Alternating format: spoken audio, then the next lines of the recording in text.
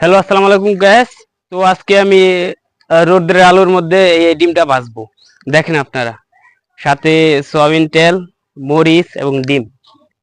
দেখি কতক্ষণ লাগে, ডিম কি সম্পূর্ণ ভাজা যায় কিনা।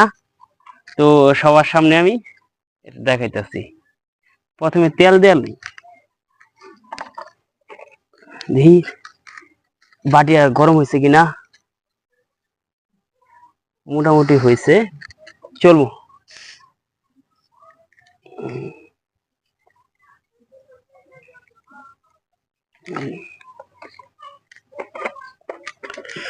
তো আমি তেল দিলাম, একটু সমান দিয়ে দিই।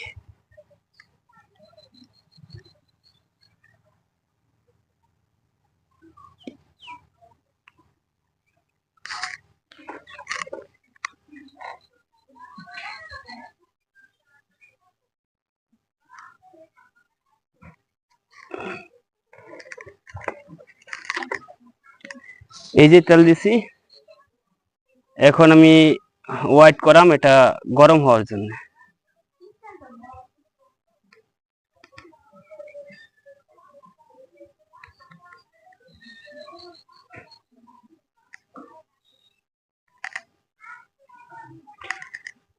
ভিডিওটা একটু লম্বা হলেও সবাই দেখবেন যে হ্যাঁ কিভাবে রোদ্রের মধ্যে ডিম ভাজা হয়। সবাই তো এই পর্যন্ত অনেক ভিডিও দিছে, কেউ বাসার ছাদে, কেউ টিনের চালে, এবং কি আমি রোদ্রের মধ্যে খোলা মাঠের মধ্যে বা যেখানে ধান শুকাইতেছে ওই জায়গায় ভিডিও করতেছি যে আপনার দেখানোর মধ্যে। সৌদি আরবের মানুষ এই 42 ডিগ্রি, 43 ডিগ্রি বা 44 ডিগ্রি সেলসিয়াস তাপমাত্রায় যেভাবে ডিম ভাজে, তো ওইরকম ভাবে। তো এখানে আমি মরিচ কুচি এবং পেঁয়াজ দিয়ে নিচ্ছি। এখন ডিমটা ভাঙবো, ভাজবো।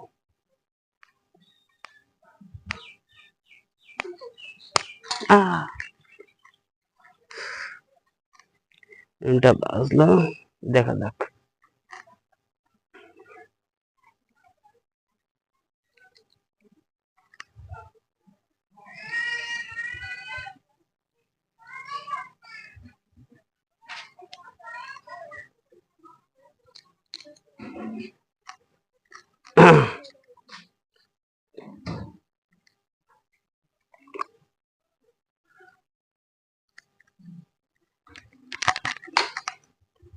ডিমটা দিয়ে নিলাম, এখন মিক্স করে নিই পেঁয়াজ এবং মরিচ কুচির সাথে।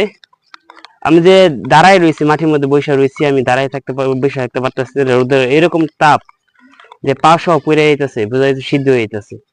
তো এই যে ভালোভাবে মিক্স করলাম, এখন আমি এখানে দেব, দেখি কতক্ষণ সময় লাগে এই ডিমটা হইতে।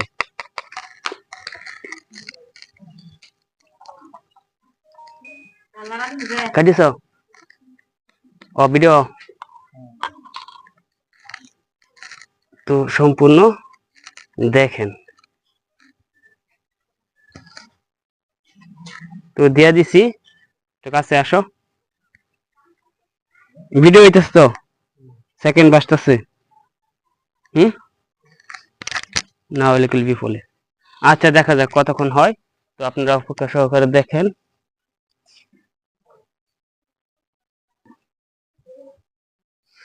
তো প্রিয় দর্শক, 5 মিনিট পরে আমরা চলে আসলাম ডিমের কাছে। দেখা যাক ডিমটা কেমন হয়েছে। ও মাশাআল্লাহ, মাশাআল্লাহ, অনেক সুন্দর হয়ে গেছে। তো সৌদি আরবে যে এরকম ভাবে ডিম ভাজে রোদ্রের আলোতে, তো আমরাও ভাজলাম। দেখা যাক কখন, মানে এটা টেস্ট কিরকম হয়, দেখেন আপনারা।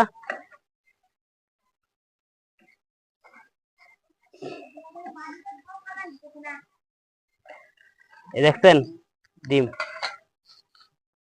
তো একটু চেক করে দেখা যাক কিরকম হয়।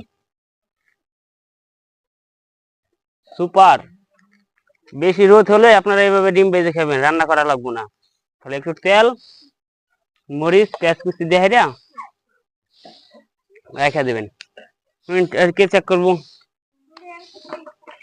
তুই না?